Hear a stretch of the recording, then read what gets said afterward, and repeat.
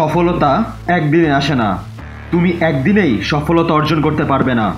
শত সহস্র ব্যর্থতা, কষ্ট, পরাজয় সহ্য করে, শত বাধা বিপত্তি উপেক্ষা করে একদিন সফলতা তোমার কাছে ধরা দিবে। কিন্তু একবার সফলতা অর্জন করার জন্য কত যে ব্যর্থতার মধ্য দিয়ে তোমাকে যেতে হবে তার কোনো হিসাব নেই।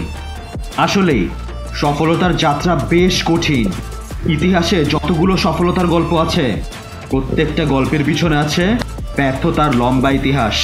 ব্যর্থতার কারণেই মানুষ সফলতার যাত্রায় নামতে ভয় পায়।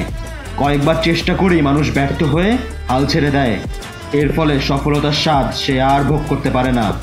পরীক্ষায় একবার খারাপ করেই হাল ছেড়ে দেয়, চাকুরিতে একবার রিজেকশন পেয়েই হাল ছেড়ে দেয়।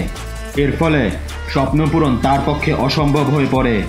সফল না হওয়া পর্যন্ত হাল ছেড়ো না সোলজার। সফল হয়েই ছাড়ো, নিজের স্বপ্ন পূরণ করেই ছাড়ো। পথে হাজার বাধা বিপত্তি আসবে, হাল না ছেড়ে সাহসের সাথে মোকাবেলা করো। অনেক ইচ্ছা করবে পরাজয় মেনে নিতে, অনেক ইচ্ছা করবে হাল ছেড়ে ব্যর্থতা স্বীকার করে নিতে, কিন্তু ভুলেও তা করা যাবে না সোলজার।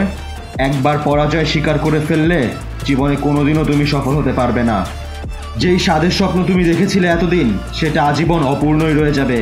তাই সোলজার, সফল না হওয়া পর্যন্ত চেষ্টা করতেই থাকো, হার মানবে না কখনোই, সাফল্য আসবেই।